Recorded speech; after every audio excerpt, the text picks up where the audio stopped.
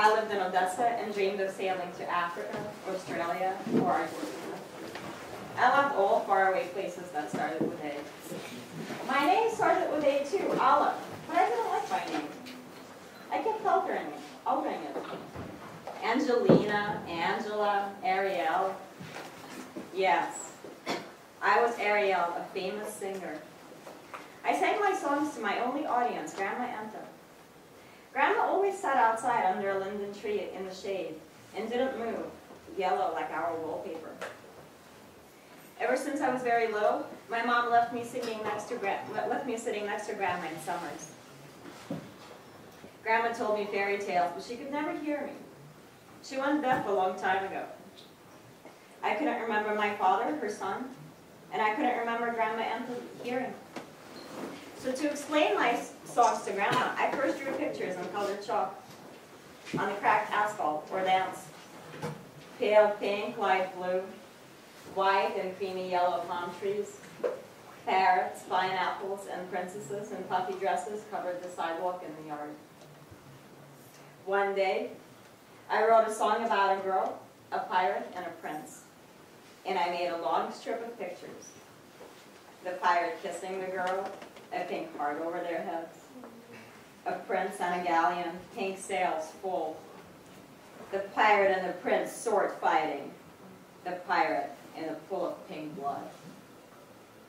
The wedding, the prince holding yellow rings, a blue tear on the girl's cheek for the pirate. The blue and pink mixed in the air and looked lilac violet and tasted sweet when I licked my fingers. The radio inside the neighbor's apartment played music, soft piano and crying violins, and it flowed from the open windows. I sang my songs to it, dancing and twirling in front of Grandma right on the drawings. The girl in my song wore scarlet skirts, a red rose in her hair, and dangling bracelets on her ankles and wrists. So I made chain bracelets from curtain rings and a skirt from a very old plaid. I found it in Grandma's trunk. Grandma Anta used to be the best seamstress in Odessa. She was famous for her art of stitching, but now she couldn't sew anymore because of her arthritis. She kept her sewing tools in the trunk, glistening and rusty needles, tangles of bright threads, frail laces falling apart, and mother-of-pearl buttons. She had also old photographs of my grandfather Ivan in his black leather jacket and a Red Star military hat, and of some other bearded men. To Anta, from Yasha, with love. To Anta, from Aaron, with love. And some signed in strange spidery letters that I could not read. An old book in a foreign language with the same strange letters, and a small silver pendant in the blue box. It was a star, but with 6 corners instead of 5, a kind I'd never seen before. I was going to ask Grandma about all those treasures later, but for now, I wrapped a red velvet banner around my hips. The golden tassels swung by my knees, and long live the Red Army dazzled in embroidery. After I bowed, Grandma didn't clap. She usually did. Instead, this time, she signed for me to get closer. She used her frozen fingers like a hook to pull the banner off me. The clothespin flew to the ground. Grandma put the banner in her lap and patted the red velvet as if it was a cat. Then she said in a croaky voice, "You shouldn't have opened my trunk without asking. This is very old. I made this for your grandfather when I first met him." I sat down next to her chair in the dust and looked up at her, preparing for a story because her eyes got all dreamy. "He came to my house to order this." She started and then stopped. She sat there in silence, her fallen mouth moving as if she was chewing on something. "And then what happened, Grandma? You fell in love and got married?" I asked. "Do you know the other song about Argentina?" No, I shook my head. It starts, Why tell me travel far away to Argentina? Mom never sang that to you? No, I shook my head again. Come, She said. I got closer to her, breathing in the dry, hot scent of acacia, mustard, and garlic that soaked the air, and listened to her dense, crispy voice. why tell me travel far away to Argentina? Here's the story of our Uncle Hopka Rabbi.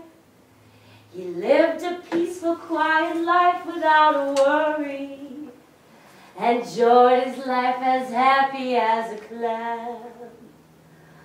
The rabbi had a little girl, her name was Enta. I looked at Grandma. Her name was Anta. And I never heard anyone with the same name. It was a strange name. A Jewish name, my mother once explained to me. Anta? Enta. Said Grandma and kept singing. Enta was supple like a beautiful silk ribbon. She was as clean as freshly laundered blanket. She was as smart as all the Torah writings. She had 2 suitors crazy about her. But then, you know, the revolution happened. It happened in the town of Kahovka. It happened in our Enta's little head. The Reds were now in charge. The Commissar Ivana. She stopped. Her waxy hands, all wrinkles, lines, and knuckles with the blue knots of veins, looked like witches' hands. She moved her fingers, smoothing the velvet banner on her knees. Ivanov, I thought. That was our last name. Grandma's, my father's, mine. Wait, I said. But Grandma couldn't hear me, so she just kept singing, and her voice was changing. It was getting stronger and younger. And Enta fell in love insanely, madly. Ivanov was a broad-shouldered, handsome, healthy. He wore new breeches and his boots were always squeaking. How handsome he was. One night the rabbi returns home and Enta's missing. He finds an envelope and a tiny little letter. He reads the letter and he does not understand it. A few words. Goodbye, I left. Signed Enta Ivanov. Oy vey, he cries, where is my little daughter? She stopped singing again. I saw tears in her faded eyes. She had no eyelashes left. I watched the tear trembling on the slick red of her inside eyelid. Then it slowly crawled its way through the furrows of her cheek as she started singing. Her voice loud and clear. The rabbi prayed no more, he quit religion, moved to Odessa and became a businessman. Grandma stopped singing and closed her eyes. Grandma, I wrote on the asphalt with violet chalk. Was it you? I tapped on her knee. She opened her eyes, read it, and nodded her head. Then she said, only my father didn't become a businessman. He died the day I left. She covered her eyes with her yellow, crooked fingers and didn't move. I walked to her and patted her hand, which felt cold. When Grandma died the next summer, my mother had the coffin set outside under the linden for the neighbors to say goodbye. I looked out of the window at the yard, swimming in the golden heat and sweet acacia scent. The piano music floated out of the open windows again and bounced off the yellow walls. The flies buzzed over the coffin and landed on Grandma's sharp, waxy nose. I got the red velvet banner out of the trunk, grabbed my chalks, and went down. I covered Grandma with the banner, face and all. And then I kneeled on the asphalt and drew my last picture for Grandma. A Russian red commissar galloped on a black stallion, the red velvet banner in his strong arm. Anta, beautiful and young, sat behind him, her white arms wrapped around his waist, her braids flying in the wind, her brave eyes open wide.